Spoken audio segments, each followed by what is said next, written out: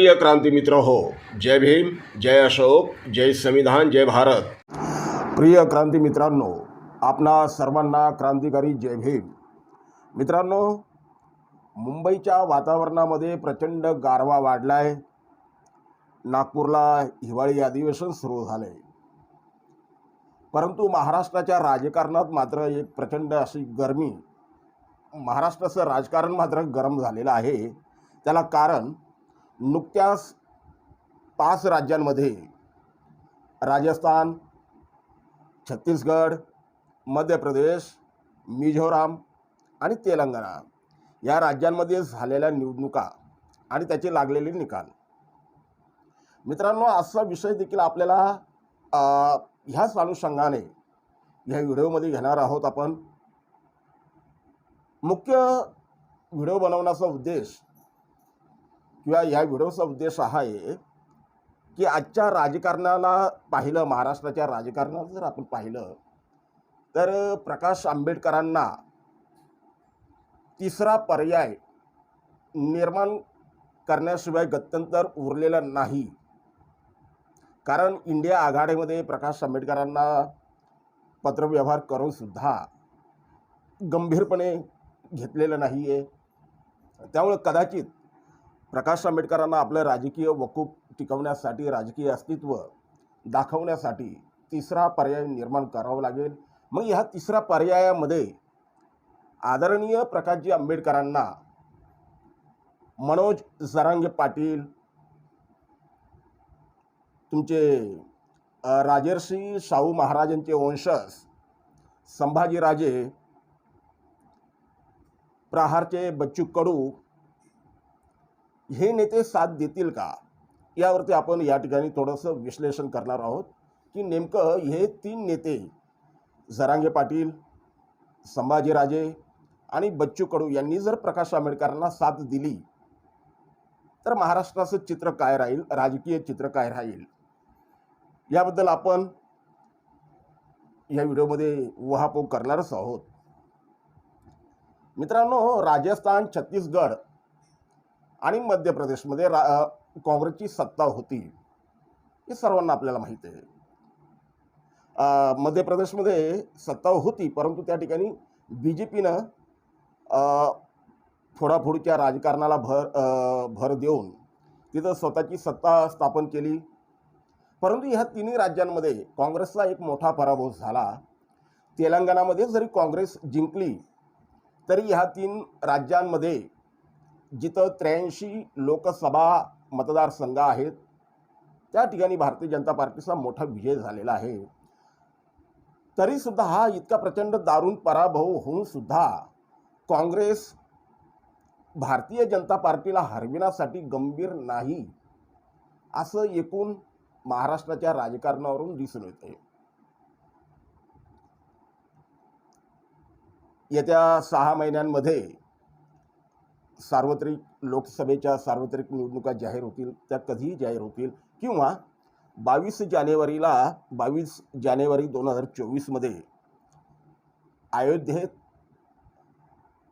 राम मंदिराचं उद्घाटन झाल्याच्या नंतर सुद्धा कधीही निवडणुका जाहीर होऊ शकतात. ह्या पार्श्वभूमीवर सगळेच पक्ष तयारीला तर लागलेलेच आहे. भारतीय जनता पक्ष हा बारोमाही निवडणुकीच्याच तयारीमध्ये असतो, त्यामुळे त्याला नव्यानं तयारी करावी लागत नाही. आताही त्यांनी शिवसेना व राष्ट्रवादी काँग्रेसला प्रचंड मोठ्या प्रमाणात खिंडार पाडून, केवळ खिंडारच पाडलं नाही तर त्यांनी जे मूळ पक्ष आहेत शिवसेना किंवा राष्ट्रवादी, या मूळ पक्षांच्या अस्तित्वावरतीच त्यांनी घाला घातलेला आहे आणि त्यांच्या अस्तित्वच नष्ट करण्याचा प्रयत्न करून त्यांनी निवडणुकांची पूर्वतयारी मोठ्या प्रमाणात केलेली आपल्याला दिसून येते.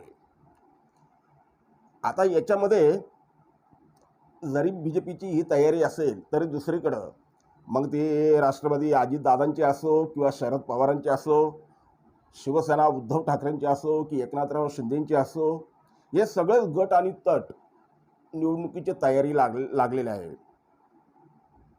तर दुसरीकडे प्रकाश आंबेडकरांची वंचित बहुजन आघाडी बच्चू कडू यांचा प्रहार, महादेव जानकर यांचा राष्ट्रीय समाज पक्ष, राजू शेट्टी यांची स्वाभिमानी शेतकरी संघटना, ह्या देखील संघटना थोडा बहुत फरकाने निवडणुकीच्या तयारीला लागलेल्या आहेत.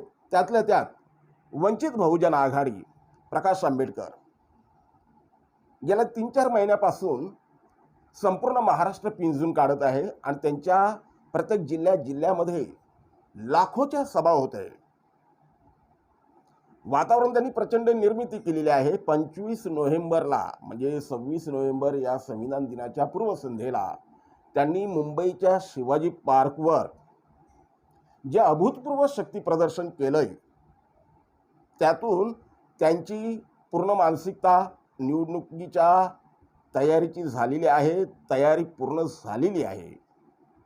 अशामध्ये मग ते रवी राणा, जोगेंद्र कावाडे, रामदास आठवले हे छोटे मोठे पक्ष आणि हे कोणी बीजेपी बरोबर आहेत, तर कोणी शिवसेनेबरोबर आहेत, तर आणखीन कोणाबरोबर लागेबंदे असल्यामुळं त्यांच्या गटाची आपण स्वतंत्र अशी काही वेगळी ओळख नाही आहे आणि त्यामुळे आपण आजच्या या विषयामध्ये त्यांची आपण दखल घेणार नाही आहे. तर संभाजीराजे जे राजर्षी शाहू महाराजांचे खापरपंतू आहे, विश्वरत्न डॉक्टर बाबासाहेब आंबेडकरांनी भारतीय संविधानाच्या माध्यमातून ज्या दिवशी भारतीय संविधान दिलं, त्या दिवशी भारतीय संविधानाच्या माध्यमातून ह्या देशातली राजेशाही नष्ट केलेली आहे, लोकशाही निर्माण झालेली आहे, ते लोकांचं राज्य निर्माण झालेलं आहे.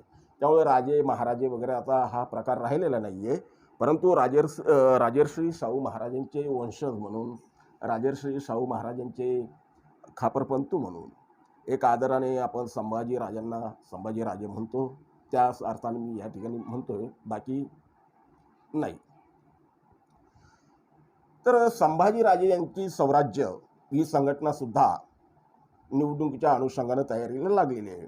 तर बोलण्याचा मुद्दा असा आहे की भारतीय जनता पक्ष असो की काँग्रेस असो, शिवसेनेचे दोन्ही गट असो किंवा राष्ट्रवादीचा कोणताही गट असो, या सगळ्यांकडे प्रचंड धनशक्ती असल्याने त्यांना निवडणूक लढवणं अवघड नाही.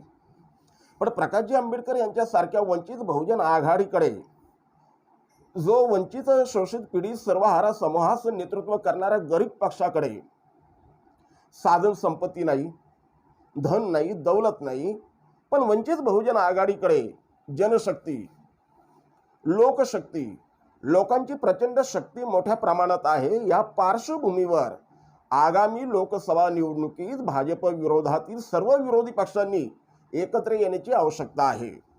अशी भूमिका घेत त्यासाठी पुढाकार घेऊन सुद्धा वंचित बहुजन आघाडीचे अध्यक्ष ॲडव्होकेट प्रकाश आंबेडकर यांच्या प्रयत्नांना महाविकास आघाडीकडून, विशेषतः काँग्रेसकडून थंड प्रतिसाद मिळत आहे, किंबहुना प्रतिसाद मिळत नाहीये.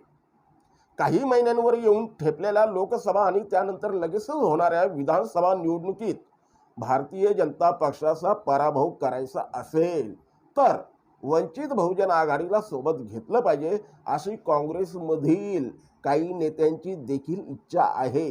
परंतु त्यासाठी अधिकृतपणे कसलाही पुढाकार कोणीही घेत नाही, घेतला जात नाही. त्यामुळे काँग्रेसला नेमकं काय करायचं आहे असा एक प्रश्न निर्माण होतोय. 6 महिन्यांपासून प्रकाश आंबेडकर यांनी राष्ट्रीय स्तरावरील इंडिया आघाडीत व महाराष्ट्रात महाविकास आघाडीत सहभागी होण्याची इच्छा प्रदर्शित केली आणि त्या इच्छेला अनुसरून त्यांनी उद्धव ठाकरे यांच्या शिवसेनेबरोबर सुद्धा युती केली, निवडणूकपूर्व युती केली. परंतु असं असतानाही महाविकास आघाडीकडून मात्र त्यांच्या प्रयत्नांना कोणत्याही प्रकारची दाद देण्यात येत नाही. त्यामुळे साहजिक आहे आंबेडकरी समाजामध्ये, आंबेडकरी समूहामध्ये आणि एकूणच भाजपा विरोधी जनतेमध्ये काँग्रेसच्या किंवा महाराष्ट्र विकास आघाडीच्या ह्या धोरणामुळे एक नाराजी पसरलेली आहे. हे आपल्याला नाकबूल करून चालणार नाही. त्याचा इफेक्ट निवडणुकीवर होणार हे निश्चित आहे. जर आम्हाला इंडिया आघाडीमध्ये सामील करून घेण्याची आम्ही विनंती केल्यानंतरही जर आम्हाला आघाडीमध्ये सामील करून घेत नसाल तर मात्र आम्ही लोकसभेच्या 48 पैकी 48 संपूर्णच्या संपूर्ण जागा आम्ही लढवणार असा शेवटचा अल्टिमेटम सुद्धा प्रकाश आंबेडकरांनी दिलाय. तरी सुद्धा प्रकाश आंबेडकरांच्या त्या अल्टिमेटमला गंभीरतेनं घेताना दिसत नाही. त्यामुळे आपण समजून घेऊ शकतो की बाबा काँग्रेस भारतीय जनता पार्टीला हरविण्यासाठी तेवढी कटिबद्ध आहे का, तेवढी गंभीर आहे का, किंवा आणखीन प्रकाश आंबेडकरांना इंडिया आघाडीमध्ये न घेण्याच्या मागची काँग्रेसची भूमिका काय आहे, याबद्दल त्यांनी काही स्पष्ट आपल्याला सांगितलेलं नाही. त्यामुळे त्याबद्दल आपण या ठिकाणी सध्या बोलणार नाही. परंतु प्रकाश आंबेडकरांना जर इंडिया आघाडीत घेतलं नाही तर याचा प्रचंड असा मोठा फटका साहजिकच आहे महाराष्ट्र विकास आघाडीला पडणार आहे. बरं, हे झालं महाराष्ट्र विकास आघाडीला तो फटका पडेल. मग याचा फायदा भाजपा, शिवसेना शिंदे गट आणि राष्ट्रवादी अजितदादा गट यांना तो होईल का? तर हा फायदा होईल किंवा त्यांना तोटा होईल, ह्या प्रश्नाचं उत्तर जाणून घ्यायच्या आधी आपण प्रकाश आंबेडकरांच्या पुढच्या राजकीय प्लॅनिंगकडे आपण पाहूया. प्रकाश आंबेडकरांचं पुढचं राजकीय प्लॅनिंग काय असू शकते? कारण ज्या पद्धतीनं प्रकाश आंबेडकरांचं वक्तव्य यायला लागलेलं आहे, ज्या पद्धतीनं प्रकाश आंबेडकरांच्या भूमिका येत आहेत, त्यातून असं वाटतंय की कदाचित प्रकाशजी आंबेडकर महाराष्ट्र विकास आघाडी आणि शिवसेना, भाजपा, पवार गट, अजितदादा गट, राष्ट्रवादी या महायुतीला एक सशक्त पर्याय म्हणून तिसरा पर्याय, तिसरी आघाडी किंवा तिसरा मोर्चा ते नक्कीच निर्माण करण्याच्या मागे आहे. जर उद्या प्रकाश आंबेडकरांनी हा तिसरा मोर्चा निर्माण केला तर ह्या तिसऱ्या मोर्चामध्ये सध्याच्या घडीला प्रकाशजी आंबेडकरांना साथ द्यायला, प्रकाशजी आंबेडकरांच्या त्या तिसऱ्या मोर्चामध्ये सामील व्हायला कोणकोणत्या संघटना तयार होऊ शकतील यावरती आपण आज थोडंसं एक हे करूया, प्रकाश टाकूया. मी मगाशी म्हटल्याप्रमाणे की प्रकाश आंबेडकरांच्या ह्या प्रयोगामध्ये या तिसऱ्या मोर्चाला संभाजीराजे, जरांगे पाटील, बच्चू कडू हे साथ देतील का? तर मित्रांनो, मनोज जरांगे पाटील यांनी गरीब मराठ्यांचं आरक्षण, गरीब मराठ्यांना आरक्षण मिळावं यासाठी जो संघर्ष उभा केला, जो आरक्षणाचा लढा उभा केला, त्या आरक्षणाच्या लढ्यामध्ये पहिल्यापासून पूर्वीपासून प्रकाशजी आंबेडकरांनी आणि एकूणच आंबेडकरी मुवमेंट आंबेडकरी चळवळीने पाठिंबा देण्याची भूमिका जाहीर केलेली आहे. गरीब मराठ्यांना आरक्षण मिळावं या मुद्द्यावर प्रकाश आंबेडकरांनी जाहीरपणे जरांगे पाटलांना साथ दिली किंवा त्यांना पाठिंबा दिला. ह्याच मुद्द्यावरून त्यांनी ओबीसी नेत्यांची सुद्धा नाराजी ओढून घेतली. तरी सुद्धा ओबीसी नेत्यांच्या नाराजीला न जुमानता त्यांनी गरीब मराठ्यांच्या हिताला प्राधान्य दिलं. ओबीसीसाठी तर आंबेडकरी समाज लढलेलाच आहे. मंडल आयोग हे आंबेडकरी लढ्याचं फलित आहे. आज जे मंडल आयोग ओबीसी समाजाला मिळालेला आहे ते आंबेडकरी समाजानं लढलेल्या लढ्यामुळंच मिळालेलं आहे. हे कोणाला नाकबूल करता येणार नाही, नाकारता येणार नाही, हा सत्य इतिहास आहे. आणि त्यामुळं गरीब मराठ्यांना सुद्धा त्यांचे अधिकार मिळावे ह्यासाठी प्रकाश आंबेडकरांनी जरांगे पाटलांना समर्थन दिलं, त्यांच्या लढ्याला समर्थन दिलं. आणि तेव्हापासून जरांगे पाटलांची भूमिका सुद्धा आपण बघतो, गावागावामध्ये गावबंदीचे बोर्ड लावण्यात आले. जो मराठा आरक्षणाच्या विरोधात आहे, मग तो लोकप्रतिनिधी असो की आणखी कोणी मोठा नेता असो, गावबंदीचे त्यांनी फलक लावले. परंतु अशा वातावरणात सुद्धा जिथं जिथं प्रकाश आंबेडकर गेले त्या त्या ठिकाणी मराठा समाजाने प्रकाश आंबेडकरांचं भरभरून स्वागत केलं. हे आपल्याला नाकारता येणार नाही, हे सत्य आहे. आणि त्यामुळं मराठा समाजामध्ये कुठंतरी प्रकाश आंबेडकरांची एक सकारात्मक भूमिका प्रतिमा तयार झालेली आहे. प्रकाश आंबेडकरांबद्दल एक आशेचा किरण दिसू लागलेला आहे. मध्यंतरी जरांगे पाटलांनी जो लायकी हा शब्द वापरला होता की बाबा ज्यांची लायकी नाही त्यांच्या हाताखाली आम्हाला काम करावं लागतंय, त्याबद्दल महाराष्ट्रामध्ये वादंग उठलं. घटक रागावला, जरांगे पाटलांना जाबी विचारला. मी स्वतः जरांगे पाटलांना पत्र लिहिलं, भीम पॅन्थर यूट्यूब चॅनलच्या माध्यमातून आपण ते प्रसारित केलं आणि त्याच्यावरती त्या पत्रावरती सुमारे दीड पावणे 2 लाख लोकांनी ते पत्र व्ह्यूवर्स यूट्यूबला पाहिलं आणि त्या पत्रावरती मराठा समाजांच्या प्रतिक्रिया उत्स्फूर्त पद्धतीने आल्या आणि त्याच्यातल्या अनेक अशा प्रतिक्रिया होत्या की त्याच्यामध्ये त्यांनी सांगितलं की जरांगे पाटलाकडून तो शब्द निघाला, आम्ही त्याचे समर्थन करत नाही, जर तुमच्या भावना दुखावल्या असतील तर आम्ही तुम्हाला माफी मागतो. हे परिवर्तन मराठा समाजामध्ये झालंय. आणि नंतर हा संपूर्ण भडीमार झाल्याच्या नंतर जरांगे पाटील त्या भूमिकेतून बाहेर आले आणि त्यांनी जाहीर केलं आणि प्रकाश आंबेडकरांनी सुद्धा त्यांना 25 नोव्हेंबरच्या त्या दादरला जे शिवाजी पार्कवरती प्रकाश आंबेडकरांनी जे आपलं विराट असं शक्ती प्रदर्शन केलं, त्या जाहीर सभेत देखील मनोज जरांगे पाटलाची कान उघडणी केली. लायकी हा शब्द का वापरला, कुणाला उद्देशून वापरला.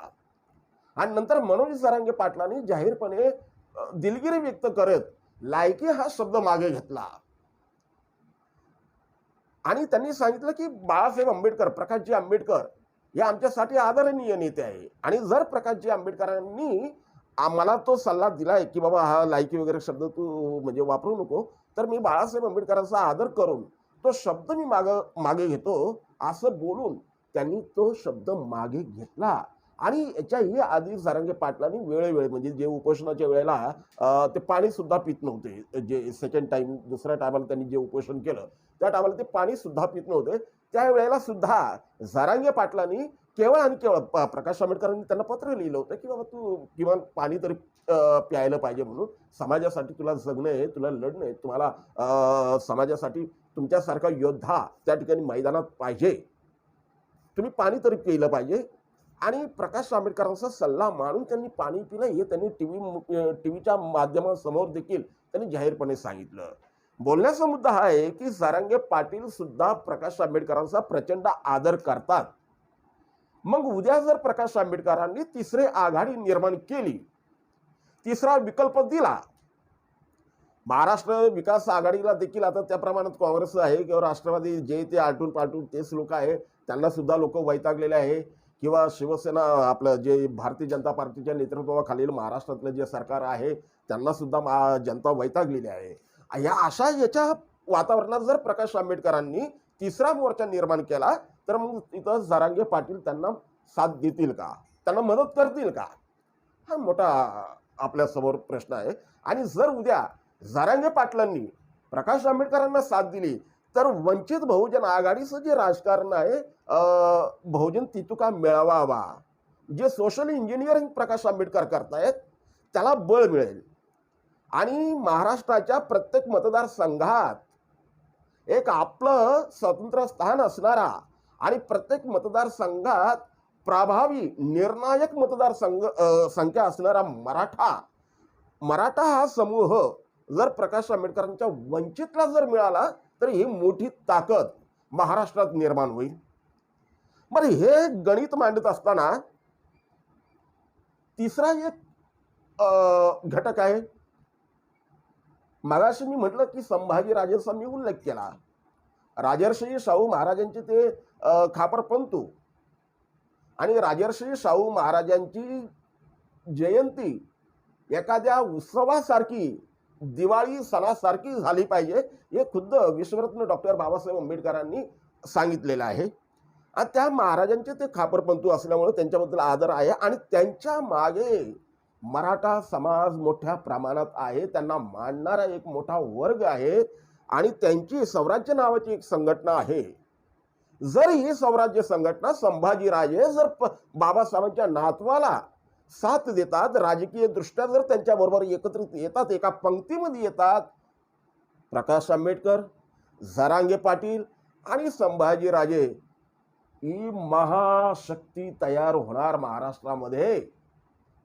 आणि आणखीन एक घटक आहे, भले तो पूर्ण महाराष्ट्रात प्रभावशाली नसेल परंतु विदर्भात काही ठिकाणी तो नक्कीच पॉवरफुल आहे. बच्चू कडू यांची प्रहार संघटना, ती देखील मनोज जरांगे पाटलांच्या आंदोलनाला अनुकूल अशी भूमिका घेत आलेली आहे. उद्या बच्चू कडून सुद्धा जर प्रकाश आंबेडकरांच्या या तिसऱ्या पर्यायाला जर साथ दिली, महाराष्ट्राची सत्ता प्रकाश आंबेडकरांच्या हातामध्ये आल्याशिवाय राहणार नाही. या आजचे लिखित मी तुम्हाला सांगतो या ठिकाणी. आणि त्याच्याबरोबर महादेव जानकर प्रचंड दुखावलेला व्यक्ती आहे, भारतीय जनता पक्षापासून प्रचंड दुखावलेला व्यक्ती आहे. आणि भारतीय जनता पार्टीला हरविण्यासाठी हा माणूस काही करायला तयार आहे. उद्या भारतीय जनता पार्टीला हरविण्याची ताकद महाराष्ट्र विकास आघाडीमध्ये नाही हे त्यांनी जर पाहिलं आणि त्यांनी जर उद्या प्रकाश आंबेडकरांना साथ दिली, तर धनगर समाजाची आणि एकूणच बहुजन समाजाची जी काही त्यांच्या मागे असणारी ताकद आहे, वोट बँक आहे, ती सुद्धा प्रकाश आंबेडकरांना येऊन मिळणार आहे. 6वा, राजू शेट्टी. राजू शेट्टी यांचं प्राबल्य शेतकरी वर्गामध्ये आहे, या आपण नाकबूल करून चालणार नाही, नाकारता येणार नाही. आणि जर ते राजू शेट्टी सुद्धा वंचित बहुजन आघाडीला पाठिंबा देत आहेत किंवा त्या तिसऱ्या आघाडीमध्ये सामील होत आहेत, तर एका बाजूला प्रकाश आंबेडकर, मनोज जरांगे पाटील, संभाजी राजे, बच्चू कडू, राजू शेट्टी आणि आपले महादेव जानकर, ही मोठी ताकद निर्माण होते. आणि ह्या ताकदीला हरविण्यासाठी भारतीय जनता पार्टी, शिवसेना आणि अजितदादा पवार गट यांना नाकी नऊ येणार. महाराष्ट्र विकास आघाडी, प्रकाश आंबेडकर आपोआप बाजूला गेल्यामुळं विकलांग होणार, अपंग होणार, दिव्यांग होणार, त्यामुळं राजकीय दृष्ट्या ते अपंग होणार. त्यामुळं महाराष्ट्र विकास आघाडी त्या ठिकाणी म्हणजे ते खिसगंतीमध्ये नसणार. मग राहिला मुद्दा वंचित बहुजन आघाडी प्रणित तिसरा मोर्चा आणि भारतीय जनता पार्टीच्या नेतृत्वाखालील महायुती, याच्यामध्ये तो सरळ सामना होणार आहे. आणि मी अगोदर म्हटल्याप्रमाणे महायुतीच्या कारभाराला सुद्धा लोक कंटाळलेले, भारतीय जनता पार्टीच्या फोडाफोडीच्या राजकारणाला लोक कंटाळलेले. त्यामुळं मनोज जरांगे पाटील, प्रकाश आंबेडकरांच्या मागं हा नाराज मतदार हा एकवटणार आहे. तरुणांच्या हाताला कामधंदा नाहीये. प्रकाश आंबेडकरांनी बेरोजगारांच्या प्रश्नावरती आंदोलन केलेली आहे, विद्यार्थ्यांच्या प्रश्नावरती आंदोलन केलेली. त्यामुळे युवा वर्ग सुद्धा हा प्रकाश आंबेडकरांच्या मागे ठामपणे उभा राहील. आणि त्यामुळे मला वाटतंय राजकारणात उद्या काय होईल काय नाही ते आता आपण ज्योतिष नाही, आपण सांगू शकत नाही.